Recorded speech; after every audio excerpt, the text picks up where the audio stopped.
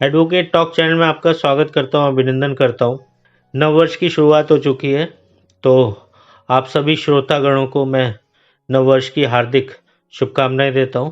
और आज का सवाल है, किसी भी तरह का बैंक लोन ना चुकाने पर बैंक की तरफ से क्या कार्रवाई की जाती है तथा उस कार्रवाई से कैसे बचा जा सकता है। तो अच्छा सवाल है जनाब आपका, और इस सवाल से अक्सर लोगों को दो चार होना पड़ता है, क्योंकि बैंक से लोन आप या हम कोई ना कोई कभी ना कभी किसी ना किसी परिस्थिति में लेते ही हैं। और बैंक लोन कई बार लेना मजबूरी भी होता है, क्योंकि आपके पास भले ही कितना भी धन क्यों ना हो, मगर अगर आप गाड़ी या कोई भी चीज़ नगद खरीदते हैं तो इनकम टैक्स डिपार्टमेंट की तरफ से नोटिस आने का आपको खतरा बना रहता है। इसलिए आप पैसा होने के बावजूद भी फाइनेंस कराते हैं और बैंक से लोन लेते हैं। अब वो चाहे पर्सनल लोन हो, कार लोन हो, होम लोन हो, इसमें मैं सभी लोनों के बारे में आपको संक्षेप में बताऊंगा कि बैंक क्या कार्रवाई कर सकता है आपके खिलाफ और आप उस कार्रवाई से कैसे बच सकते हैं। तो मुख्य रूप से अगर देखा जाए तो बैंक दो तरह के लोन देता है। एक लोन होता है सिक्योर्ड लोन और एक होता है अनसिक्योर्ड लोन। सिक्योर्ड लोन का मतलब जहां वो आपसे कोई ना कोई प्रतिभूति रखता है, गिरवी रखता है आपकी चीज, जैसे गोल्ड हो सकता है, वो आपका घर हो सकता है, आपकी जमीन मकान हो सकता है, या कोई और ऐसी वैल्यूएबल चीज हो सकती है जिसको वो गिरवी रखता है और फिर आपको लोन देता है। उसको सिक्योर्ड लोन कहते हैं। अनसिक्योर्ड लोन का मतलब है कि बैंक केवल आपकी हैसियत देखता है, आपकी होने वाली कमाई देखता है, आपकी नौकरी देखता है, समाज में आपकी क्या हैसियत है वो देखता है, आपके बैंक स्टेटमेंट से ये अंदाज़ा लगाता है कि आपके कितने खर्चे हैं और कितनी बचत है, और जो लोन वो आपको देने जा रहा है क्या वो लोन आप रीपे करने की स्थिति में हैं या नहीं है। अगर वो असेसमेंट करने के बाद ये देखता है कि हाँ वाकई आपको ये लोन दिया जा सकता है, तो वो बिना कोई चीज़ गिरवी रखे आपको लोन प्रोवाइड करता है, जिसे पर्सनल लोन या अनसिक्योर्ड लोन कहा जा सकता है। तो दोनों ही प्रकार के लोन्स में, क्योंकि बैंक इन्वॉल्व है और कर्ज इन्वॉल्व है, तो कर्ज को वसूली करने के लिए बैंक के पास बहुत सारे अधिकार भी हैं। शॉर्ट में जिसे सिक्योरिटाइजेशन एक्ट भी बोलते हैं, जो अगर आप उसकी फुल फॉर्म में जाएंगे तो उसको शॉर्ट फॉर्म में हम लोग सरफेसी एक्ट बोलते हैं। वो एक्ट आता है जिसमें वो होम लोन वगैरह या जिस तरह के भी आप लोन लेते हो उनकी वसूली की प्रक्रिया और पूरा कानूनी उसको प्रबंध उसके पास मौजूद होता है। इसके अलावा भी वो 138 एनआई एक्ट में भी आपके खिलाफ कार्रवाई कर सकता है, ऑर्डर 37 में भी कार्रवाई कर सकते हैं। तो बैंक के पास बहुत सारे उपाय होते हैं जिनसे बैंक अपने लोन की वसूली आप लोगों से कर सकता है। तो बैंक वसूली कब करता है, क्यों करता है, उसके पीछे सीधा सा कारण है, जब आप बैंक की किस्तें देना बंद कर देते हैं तो बैंक आपको सूचित करता है। आप तब भी किस्त नहीं देते तो आपके खाते को एनपीए कर देता है। एनपीए करने के बाद वो आपको नोटिस जारी करता है। अब यदि आपने उसमें होम लोन लिया हुआ है या कोई भी चीज़ गिरवी रख के लोन लिया गया है, तो वो आपको नोटिस जारी करेगा। नोटिस जारी आप उस नोटिस पीरियड के अंदर अगर वो संपूर्ण पैसा जो उसको चाहिए वो आपने भर दिया तो नोटिस निरस्त हो जाएगा, अन्यथा वो उसको आगे कार्रवाई के लिए भेज देगा। और होम लोन के मामले में तो आपके घर पे बैंक को आने की आवश्यकता भी नहीं पड़ती। वो डिस्ट्रिक्ट मजिस्ट्रेट के न्यायालय में जाकर एप्लीकेशन लगाएगा, आपको नोटिस जारी होगा, 30 दिन का आपको समय मिलेगा। 30 दिन में आप उस नोटिस का जवाब देंगे। आप कितना भी अच्छा जवाब दें, मगर उस नोटिस को रोकना बहुत मुश्किल हो जाता है, क्योंकि आपने पहले के बैंक के किसी नोटिस का कोई जवाब नहीं दिया। और वो उसका होने का वजह से बैंक को डिस्ट्रिक्ट मजिस्ट्रेट सीधा यही ऑर्डर करता है कि ठीक है आप जाइए, हम आपके मकान का आपको कब्जा दिला देंगे। और सरकार की तरफ से साहब जो है पुलिस आती है, और मकान में आप रह रहे हो नहीं रह रहे हो, आपने ताला मार के गए हुए हो, बंद पड़ा हुआ है, कोई बुजुर्ग रह रहा है, बीमार है, बैंक को इससे किसी को कोई लेना देना नहीं, सरकार उसको खाली कराकर उसका कब्जा दिलवा देती। आप बोलोगे उसमें सामान रखा था, हमारा सामान कैसे निकाल दिया, तो सब सामान भी आपका बाहर निकाल दिया जाएगा और सामान की एक लिस्ट प्रिपेयर की जाएगी, बनाई जाएगी। अगर आप मौके पे मौजूद हैं तो वो लिस्ट आपको दे दी जाएगी बना के। अगर आप नहीं हैं, आप चले गए हैं उसमें ताले लगा के, तो भी वो सामान की लिस्ट बनाएंगे सरकार की तरफ से आए हुए लोग, और उस लिस्ट को आपके पड़ोसियों से साइन करा देंगे और अपनी सुपुर्दगी में या किसी और की सुपुर्दगी में वो सामान दे देंगे, या अपने साथ ले जाकर थाने में जमा कर देंगे। जब आप आओगे अपना सामान आप ले जा सकते हो। तो सुनने में भी और सब प्रक्रिया में भी ये बड़ा दुखदाई होता है कि जब किसी का मकान या किसी की प्रॉपर्टी जो है इस तरह से बैंक जो है अपने कब्जे में लेता है और ये कब्जे में लेने के बाद बैंक इसकी नीलामी करता है। नीलामी करने के बाद जो अपने लोन का पैसा, नीलामी में हुआ खर्च, कानूनी खर्च सब काटने के बाद अगर कुछ रकम बचती है तो वो रकम लोन लेने वाले को वापस कर दी जाती है। और अगर तब भी वो रकम कुछ बाकी रहती है तो उसकी भी वसूली के लिए बैंक अलग से कानूनी कार्रवाई शुरू कर दे। अब अगर आप सोचेंगे कि साहब अगर हमने कुछ गिरवी रखा ही ना हो, पर्सनल लोन लिया हो, यानी केवल बस बैंक के पास गए और बैंक ने हमारी हैसियत देख के लोन दे दिया, तो क्या करेगा बैंक? तो ऐसे में अक्सर बैंक क्या करता है, आपसे जो है कुछ ना कुछ पोस्ट डेटेड चेक ले लेता है, अपनी सुरक्षा के लिए रख लेता है। उस समय आप जल्दबाजी में होते हैं, लोन सैंक्शन हो रहा होता है, फाइल के ऊपर रखा होता है, आपसे चेक बुक पे साइन करा के ब्लैंक चेक लगा कर रख लेता है। आप लोग भी ध्यान नहीं देते कि चेक दिए हैं, कितने दिए हैं, कौन से नंबर के दिए हैं। तो बैंक सिंपली ये करता है कि जब आप लोन नहीं चुकाते आपको नोटिस जारी करता है। उसी तरह से सारी प्रक्रिया होती है। बस इसमें क्योंकि बैंक आपकी कोई चीज़ जब्त नहीं कर सकता तो वो आपके खिलाफ 138 एनआई एक्ट में या तो मुकदमा लगाएगा या डीआरटी में जाएगा, डेप्ट रिकवरी ट्राइब्यूनल जिसे बोलते हैं, जो स्पेशली रिकवरी के लिए ही बने हुए अलग से ट्राइब्यूनल हैं जिनमें बैंक जाते हैं अक्सर। सिविल कोर्ट में भी जा सकता है ऑर्डर 37 के तहत। वो आप उसने आपको कर्ज दिया था, आपने कर्ज वापस नहीं दिया, उसके बाद पूरे सबूत हैं तो उसमें भी जल्दी रिकवरी होती है कोर्ट की तरफ से। आप पैसा नहीं देते तब भी तो बैंक आपकी रिकवरी के लिए, क्योंकि कोर्ट गया तो कोर्ट आपकी जो कोई और संपत्ति होगी, चाहे वो भले ही आपने उसको बैंक के पास गिरवी ना भी रखा हो, उस संपत्ति को कुर्क कर लेगा और कुर्क करने के बाद उस संपत्ति को नीलाम करवा कर बैंक को उसका कर्जा वापस देगा। आप अगर वो कर्जा लिया था आपने और आपकी किसी भी प्रकार से मृत्यु भी हो जाती है तो आपके जो वारिस हैं जिनके पास ये जायदाद जाएगी आपकी, उनसे भी बैंक इस कर्जे की वसूली कर सकते। तो बैंक के पास अब वसूली का दोनों ही सूरतों में, यानी सिक्योर्ड लोन की सूरत में और अनसिक्योर्ड लोन की सूरत में उपाय मौजूद है। अब आते हैं इससे कैसे बचा जा सकता है। तो जब भी अगर आपको लगता है कि होम लोन आपका जो है डिफॉल्ट कर रहा है या अगर आप आने वाले और 2-4 महीने 5 महीने किस्त नहीं दे सकते, तो इस बात का इंतजार किए बिना कि बैंक आपके खिलाफ कोई कार्रवाई करे या आपको नोटिस जारी करे, आपको तुरंत बैंक को कम्युनिकेट करना चाहिए। और कम्युनिकेशन ऐसा होना चाहिए जो आप सबूत बना के करें। सबूत का मतलब है आपका एक एक कम्युनिकेशन वो मैं सबूत होना चाहिए जिसका आपके पास प्रमाण हो कि हाँ आपने ये सूचना बैंक को भेजी थी। इसका फायदा आपको ये मिलेगा कि कल जब आप कोर्ट में जाएंगे या बैंक आपके मकान को कब्जा करने के लिए या आपसे अपनी रकम वसूली के लिए अदालत के पास जाएगा, तो आप अपने इस कम्युनिकेशन के आधार पर ये दिखा सकते हैं, साबित कर सकते हैं कि हम भागे नहीं थे, हम बैंक को समय समय पर सारी सूचनाएं दे रहे थे और बैंक उससे मुकर नहीं पाएगा अगर आपने वो कम्युनिकेशन हार्ड कॉपी में यानी डाक के द्वारा किया है या ईमेल के द्वारा किया है। तो आपके पास वो पक्का प्रूफ होगा और उसको आप बाद में अदालत में दिखा भी पाएंगे और उससे बैंक मुकर भी नहीं पाएगा। तो सबूत क्या बनाना है जनाब? पहली बात, जब आप कभी भी कोई किस्त को डिफॉल्ट करते हैं, आप किस्त नहीं दे पाते या किसी भी तरह से आपको लगता है कि आने वाले और 2-4-6 महीने तक आप किस्त नहीं दे पाओगे, आपकी आर्थिक स्थिति नहीं सुधरने वाली, तो बेहतर है कि आप बैंक को कम्युनिकेट करें, ईमेल लिखें और इस लिए गए लोन को रीशेड्यूल कराने के लिए बैंक से प्रार्थना करें।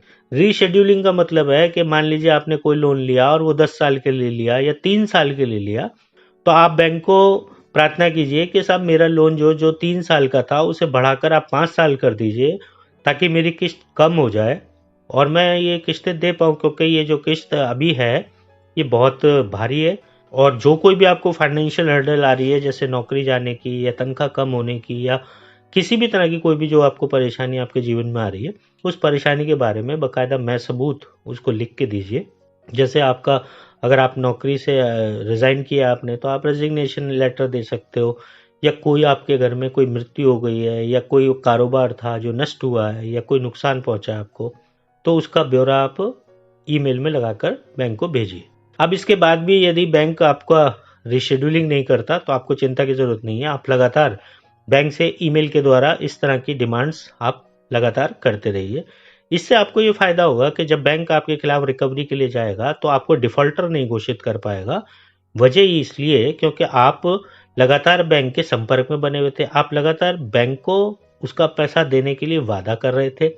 आपने पैसा देने के लिए कभी मना नहीं किया, आपने केवल ये कहा कि मेरे किस्त को कम कर दिया जाए, मेरा लोन रीशेड्यूल कर दिया जाए, मगर बैंक ने नहीं किया। तो यहाँ बैंक की भी गलती आ जाएगी, और जब बैंक की गलती आ जाएगी तो बैंक एक तरफा कोई भी आदेश आप लोगों के खिलाफ नहीं ले पाएगा। तो ये एक अच्छा आधार आपका है जिससे आप अपना बचाव ले सकते हो। मगर मान के चलते हैं अगर बैंक ने रीशेड्यूलिंग कर दी और उसके बाद भी कहा कि नहीं नहीं साहब आप अपना पैसा जमा कीजिए, और तब भी आपकी अगर हैसियत नहीं हुई तो आप अपना पैसा कहाँ से देंगे। तो ऐसे में बेहतर तरीका ये है साहब, आप अपने किसी परिचित रिश्तेदार या जानने वाले या किसी के भी थ्रू उस लोन को ट्रांसफ़र उनको करा दीजिए, या जो भी मकान या जो भी वो प्रॉपर्टी है, चाहे कार है या मकान है, उसको आप उनके नाम ट्रांसफ़र करा दीजिए, या वो लोन ट्रांसफ़र हो जाएगा, एक नया लोन चल जाएगा। आप अपने रिश्तेदार से बाद में उस मकान को वापस ले सकते हो जब आपकी आर्थिक स्थिति ठीक हो जाए।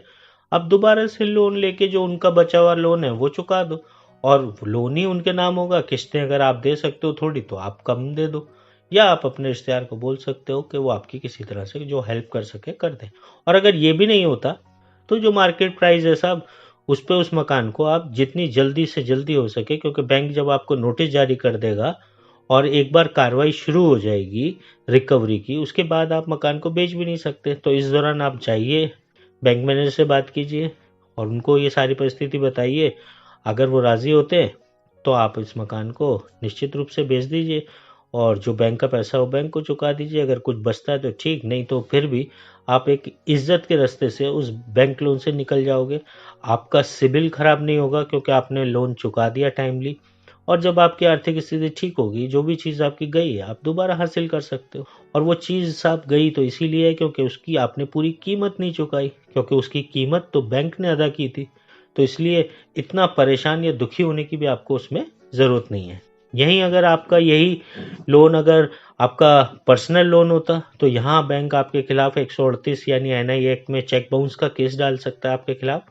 उस चेक बाउंस के केस से आपको इतना परेशान या डरने की ज़रूरत नहीं है, क्योंकि अनसिक्योर्ड लोन के मामलों में होता है, और अनसिक्योर्ड लोन में आपको काफ़ी मौका मिलता है, समय मिलता है, और कोई ऐसी गंभीर कार्रवाई आपके खिलाफ नहीं होती। क्योंकि जैसे मकान, कार, इन मामलों में आपकी प्रॉपर्टी को एक तरह से सीज कर लेता है बैंक, वो ले लेता है, तो आपको फ़र्क पड़ता है। मगर ये अनसिक्योर्ड लोन है तो इसमें क्या करेगा बैंक, आपके खिलाफ 138 एनआई एक्ट का केस डालेगा या कोई सिविल रिकवरी सूट फाइल करेगा। उसमें आपको बहुत मौके मिलेंगे कि आप इस केस से निकल जाओ। जैसे अगर आपको वो 138 एनआई एक्ट का नोटिस भेजता है तो भी कोई बात नहीं, आप नहीं गए। आपको अदालत से भी सम्मन आता है तो भी कोई बात नहीं, आप नहीं गए, क्योंकि ये केस बेलेबल है, जमानती है, जमानत आपकी हो जाएगी। बेलेबल, जमानती, संज्ञेय, संज्ञेय, इसके ऊपर आपको देखना है तो प्लेलिस्ट में जाके आप ढूंढ सकते हैं, मेरे वीडियो में देख सकते हैं। इसके ऊपर मैंने वीडियो ऑलरेडी बना रखा है, तो इसको मैं अलग से आपको नहीं समझा रहा।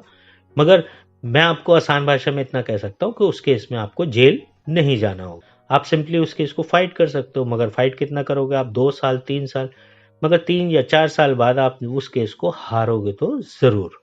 आप हारोगे तो उस समय भी यही होगा कि आपको वो पैसा देना होगा या फिर सज़ा होने का चांसेस होता है। मगर इन बिटवीन अगर आपके पास पैसा जमा हो जाता है, या कोर्ट से आपको सम्मन आया और आप कोर्ट में जब पेश हुए उससे पहले अगर आपके पास पैसे का इंतजाम हो सकता है, तो आपके पास ये ऑप्शन होता है कि आप कोर्ट में जाके कह सकते हो कि साहब ये केस को बंद कर दिया जाए, क्योंकि हमारे पास हम जो पैसा है हम बैंक को चुका देंगे। बैंक को पैसा उसका मिल जाएगा तो वो केस वहीं का वहीं ख़त्म हो जाएगा। मगर हाँ, आप इसके लिए सेटलमेंट वगैरह और चीज़ों में भी जा सकते हैं, मगर आप सेटलमेंट के लिए जाओगे तो सेटलमेंट तो हो जाएगा, मगर उससे सिबिल पे आपके ज़रूर फ़र्क पड़ेगा, आगे भविष्य में आपको लोन लेने में दिक्कत होगी। सेटलमेंट में ज़रूर आपको एक कम पैसा देना पड़ेगा, मगर इससे आपको दिक्कत तो ज़रूर होगी। एक और बात है ज़रूरी साहब, इसमें रिकवरी एजेंट्स बहुत होते हैं। फ़ोन आते हैं, आपके घर आ जाते हैं, वो बदतमीज़ी करते हैं, गाली गलौज करते हैं, आपको प्रेशराइज़ करते हैं कि किसी भी तरह से आप बैंक का लोन भर दो। वो प्रेशराइज़ करने का उनका मतलब ही इसलिए होता है क्योंकि वो जानते हैं कि जुडिशियल प्रोसेस में, यानी कानूनी रूप से आपसे पैसा लेने में बहुत लंबा समय लगेगा और बैंक को भी उसमें पैसा खर्च करना पड़ेगा, इसलिए वो गुंडों का सहारा लेते हैं। तो ऐसे गुंडों से या ऐसे रिकवरी एजेंट से आपको निपटने का तरीका यही सबसे बेहतरीन है कि अगर वो लोग आपके खिलाफ जो कोई भी कार्रवाई कर रहे हैं तो आप उसकी कार्रवाई को रिकॉर्ड कर सकते हो। अगर वो डिफेम कर रहे हैं, आपका अड़ोस पड़ोस में जाकर पूछताछ कर रहे हैं, उन लोगों को बोल रहे हैं, गलत बातें बता रहे हैं, आपके खिलाफ बदतमीजी कर रहे हैं, आपके घर आ रहे हैं, रात में आ रहे हैं, या आपके परिचय वालों को फ़ोन कर रहे हैं, तो आप इन सब के सबूत जुटाकर बैंक के खिलाफ भी कार्रवाई कर सकते हो। बैंक के खिलाफ भी आप मानहानि का भी मुकदमा कर सकते हो। और अगर उसके बावजूद भी वो लोग नहीं रुक रहे, तो या जब भी आपके घर आते हैं और आपको लगता है कि साहब ये बदतमीजी कर रहेंगे, तो आप पहले भी प्रिवेंटिव एक्शन के तहत भी पुलिस को कंट्रोल रूम पे कॉल करके बुला सकते हो। पुलिस आएगी और पुलिस ले जाएगी, क्योंकि उनको सिर्फ आपसे लोन मांगने का अधिकार है, ना कि आपको ऐसे बदतमीजी करने का या आपको हैरान परेशान करने का। तो अगर आपको कहीं भी लगता है कि आपके साथ किसी भी तरह की कोई गुंडागर्दी होने वाली है, तो आप निश्चित रूप से पुलिस को बुला सकते हो। पुलिस आएगी और पुलिस उनको उठा के ले जाएगी। अगर नहीं भी कोई कार्रवाई करेगी, वैसे तो अपनी पुलिस साहब आप जानते ही हो किस तरह की होती है, तो भी कोई बात नहीं। मगर पुलिस आ जाएगी तो पुलिस अपनी नौकरी बचाने के लिए कम से कम अपने सामने तो उन लोगों को गुंडागर्दी नहीं करने देगी, तो वो लोग चले जाएंगे, कम से कम आपको रिलीफ तो होगा। और आप बाद में अगर आपको लगता है कि नहीं वाकई कार्रवाई करनी है, तो आप पुलिस में उनकी रिपोर्ट दर्ज करा सकते हो। जो कोई भी जुर्म उन्होंने किया, जैसे मान लीजिए आपके साथ गाली गलौज करी तो भी करा सकते हो, आप मारपीट करी तो भी करा सकते हो। और ना सिर्फ वो शिकायत उनके खिलाफ दर्ज होगी, बल्कि बैंक के खिलाफ भी होगी, क्योंकि बैंक ने ही उनको भेजा है। बस इस बात के आपको थोड़ा-सा सबूत बनाने की ज़रूरत है। जहाँ भी आप फ़ोन करें, उन लोगों से जो भी कम्युनिकेशन हो, उस सबको रिकॉर्ड करें।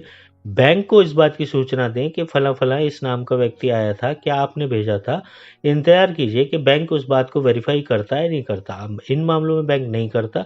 जब बैंक वेरीफ़ाई नहीं करता, तो आप पुलिस को कह सकते हैं कि साहब इसे तो बैंक ने भेजा ही नहीं। ये देखिए मेरे पास ईमेल पड़ा हुआ है कि बैंक ने मना किया है कि इस व्यक्ति को मैंने नहीं भेजा, तो ये किस अथॉरिटी से आके मेरे से पैसे माँग रहा है? तो ये कुछ एक सावधानियां हैं। मगर बेहतर और सबसे बेहतर तो यही है साहब कि बैंक का लोन आप उतना ही लीजिए जितना चुका सकते हैं, और यदि नहीं चुका सकते तो बेहतर है कि आप किसी रिश्तेदार से पैसे लेके कैसे भी करके उस लोन को एक बार चुका के ख़त्म कर दीजिए। क्योंकि जितने समय तक आप इस लोन में घिरे रहेंगे, उतने समय तक साहब आप मानसिक रूप से भी परेशान रहेंगे, कोई नया काम नहीं कर पाएंगे, सिर्फ इसी में लगे रहेंगे। और बैंक आज नहीं तो कल आपसे वसूली तो कर ही लेगा, क्योंकि सरकार ने बैंकों को जीवित रखने के लिए, या ये कहें कि बैंकों को फ़ायदा पहुंचाने के लिए ही सारे कानून बनाए हैं। आम आदमी को प्रोटेक्शन देने के लिए कोई कानून सरकार की तरफ से उपलब्ध नहीं है। तो बस जनाब, ये थी लोन के विषय में जानकारी। उम्मीद है आपको आसान भाषा में जानकारी पसंद आई होगी साहब। आप इसका इस्तेमाल करके अपने लोन संबंधी जो भी काम है उनमें फ़ायदा ले सकते हैं। अब बस अंत में इतना ही कहना चाहूँगा, आप चैनल को लाइक कीजिए, सब्सक्राइब कीजिए, बेल आइकन को दबाइए, और जो करना है वो ज़रूर कीजिए जनाब, क्योंकि कुछ ना करने से कुछ करना बेहतर होता है। नमस्कार जनाब।